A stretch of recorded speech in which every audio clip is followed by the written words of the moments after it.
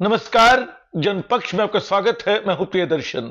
दोस्तों, लोकसभा में महिला आरक्षण पर बहस चल रही है। संसद में और विधानसभाओं में 33% महिला सीटों के आरक्षण को लेकर सरकार ने इसके लिए विशेष सत्र बुलाया 3 दिन का, और उसका इरादा इन्हीं 3 दिनों में इस बिल को पास कराकर 2029 से, यानी अगले लोकसभा चुनाव से 33% सीटें महिलाओं के लिए आरक्षित कर लेने का है।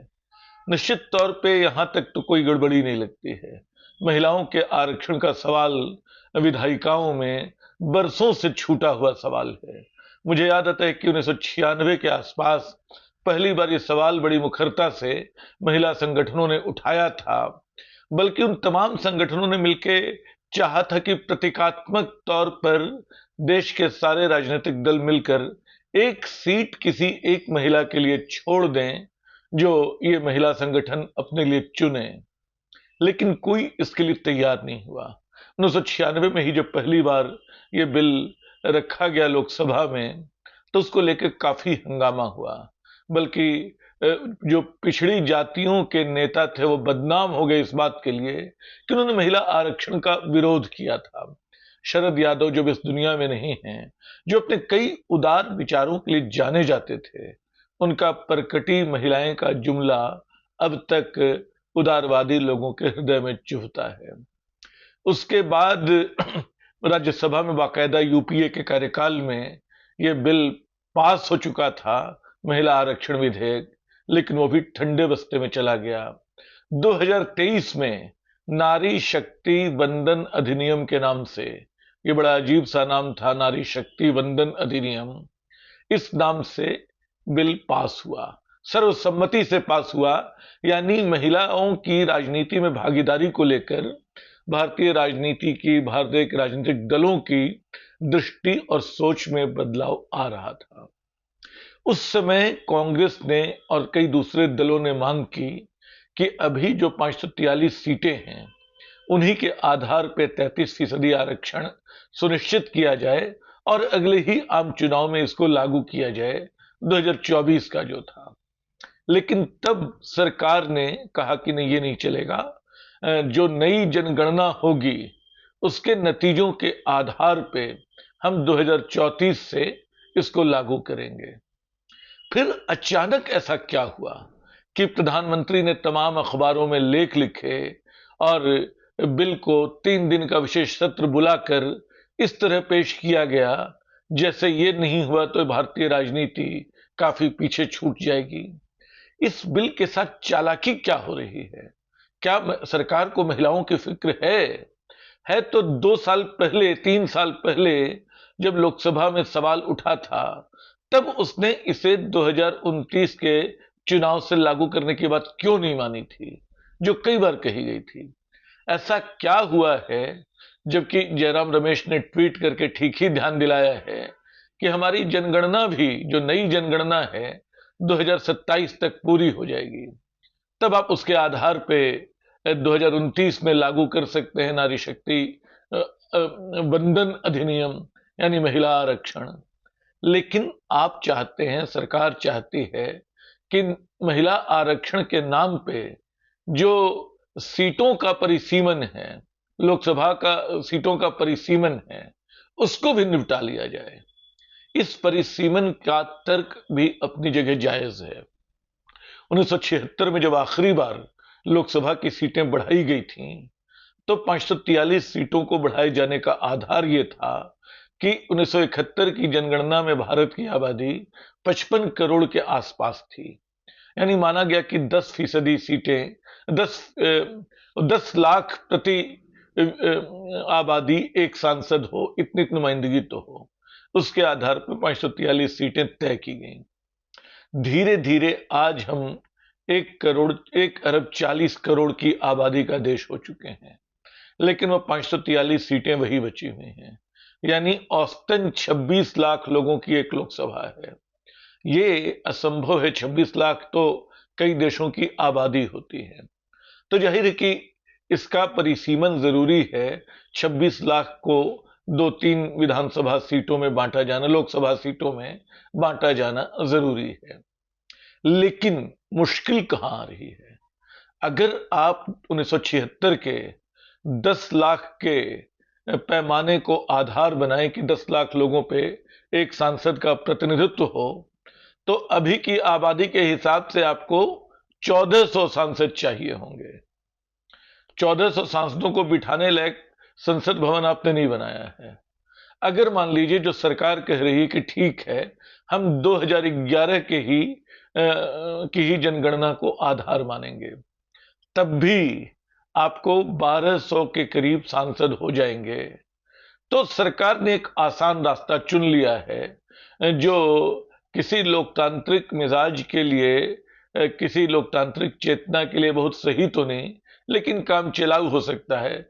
उसने कहा चलो हम 50% सीटें बढ़ा देते हैं, 543 में 272 या 73 और जोड़ देते हैं, तो कुल मिला के ये 550 के आसपास सीटें हो जाएंगी राज्यों और केंद्र शासित प्रदेशों को मिला के। तो 850 सीटों पे अगली लोकसभा का चुनाव लड़े जाने की तैयारी है। जो संविधान संशोधन विधेयक है वो इसीलिए लोकसभा में पेश किया गया है। लेकिन यहां दो तरह के पेंच फंस रहे हैं जिसे सरकार ने जानबूझ के फंसाया लगता है। पहली बात तो ये जो परिसीमन को लेकर दक्षिण के राज्यों का एतराज है कि हमने अपने यहां आबादी नियंत्रण का एक जरूरी काम किया, हमने नारी शिक्षा को बढ़ाया, हमने प्रगति के सोपानों पे बेहतर प्रदर्शन किया उत्तर भारत के राज्यों के मुकाबले, तो क्या इस वजह से उसकी लोकतांत्रिक सजा ये होगी कि हमारी सीटें कम हो जाएं, हमारा अनुपात भारतीय राजनीति के प्रांगण में छोटा पड़ जाए, हमारा हिस्सा छोटा पड़ जाए?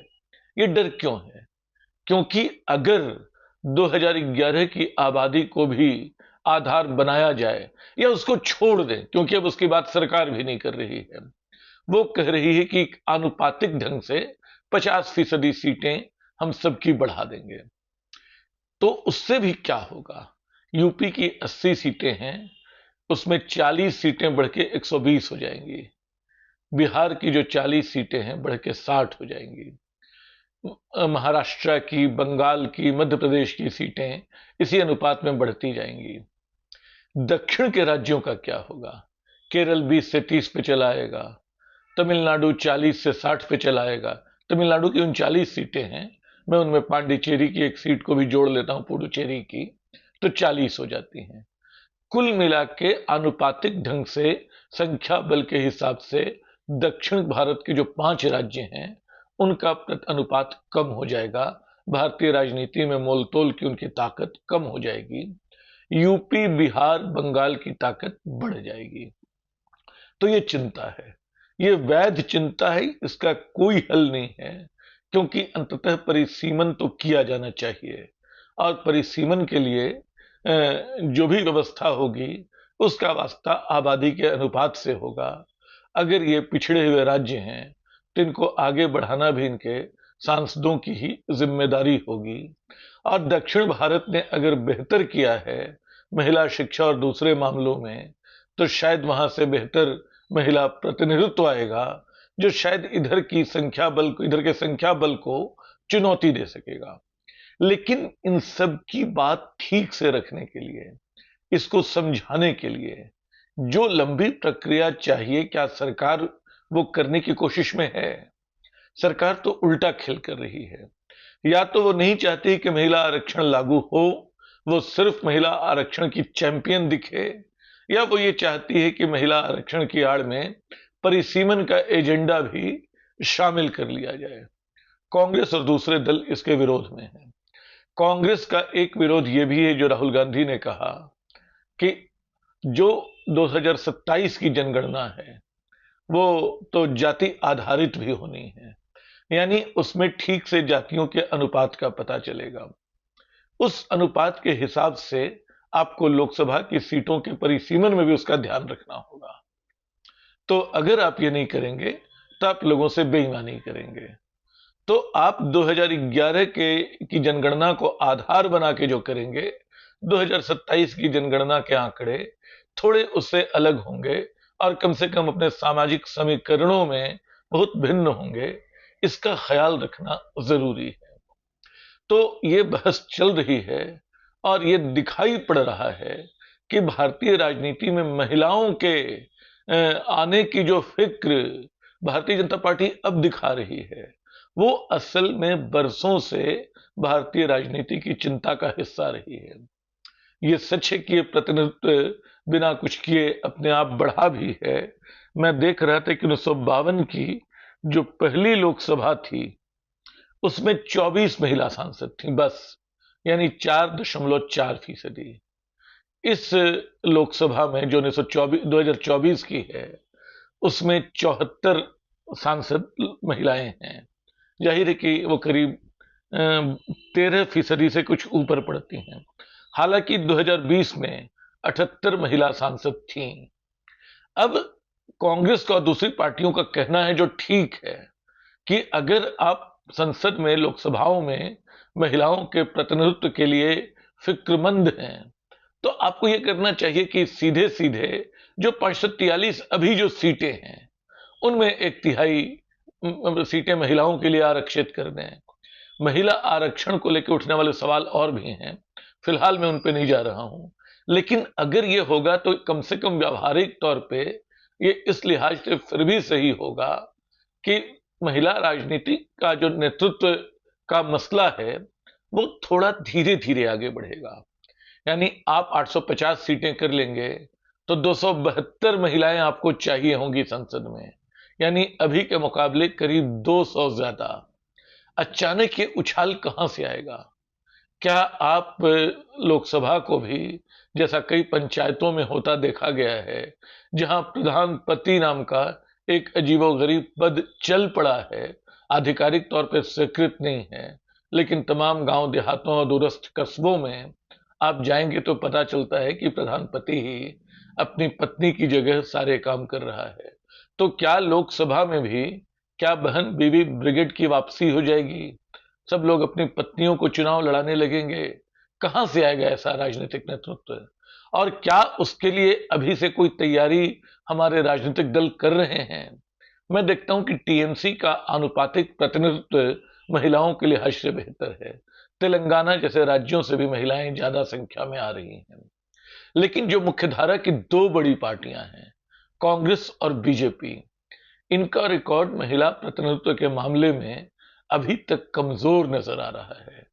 543 सीटों में ही अगर 1/3 महिलाएं चुननी हो तो इनके लिए मुश्किल हो जाएगी। उम्मीदवार खड़े करना मुश्किल होगी। वो पतियों की जगह पत्नी को खड़ा कर देंगे, ये भरोसा करते हुए कि 5 साल बाद ये जो है फिर वो चुनाव उनके पतियों तक लौट आएगा, वो सीट लौट आएगी और वो फिर से अपना कब्जा कर पाएंगे। तो ये सारी मुश्किल है। इस स्थिति से कैसे निपटें, परिसीमन के सवाल को हल कैसे करें सरकार की? लेकिन जो सबसे बड़ी मुश्किल है वो संविधान संशोधन बिल है। इसके लिए उपस्थित सांसदों का, यानी कुल सांसदों का आधा और उपस्थित सांसदों का 2/3% चाहिए।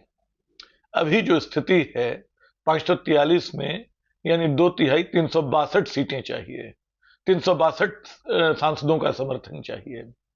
जो एनडीए के सांसद हैं वो 290 के पार कुछ जाते हैं, यानी करीब 67-68 सीटों का फासला है।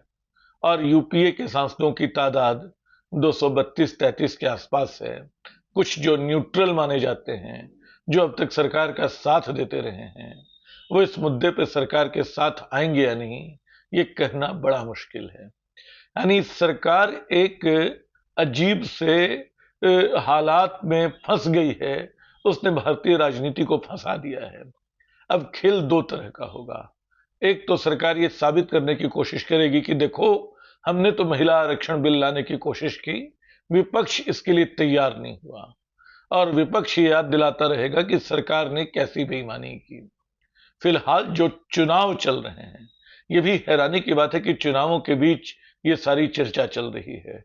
यानी एसआईआर का अलग मसला है बिहार बंगाल में, और अब ये महिला आरक्षण का सवाल आ गया है। तो क्या बंगाल के चुनाव में, जहां एक महिला नेता के खिलाफ ही बीजेपी पूरी ताकत से लगी हुई है, इस का असर पड़ेगा। शायद बीजेपी की कोशिश हो कि महिलाओं को इसके आधार पर रिझाया जा सके, लेकिन तमिलनाडु में तो उल्टा पड़ सकता है। तमिलनाडु में परिसीमन का सवाल, परिसीमन का विरोध स्टालिन के पक्ष में जाएगा, डीएमके के पक्ष में जाएगा। तो सरकार ने जो चाल चली है उसके घेरे में खुद नजर आ रही है। लेकिन ये तात्कालिक राजनीतिक फायदों और नुकसान का मामला नहीं है, भारतीय राजनीति में होने वाली एक ऐतिहासिक पहल का मामला है, जिसके बाद भारतीय संसद का चेहरा हमेशा हमेशा के लिए बदल जाएगा।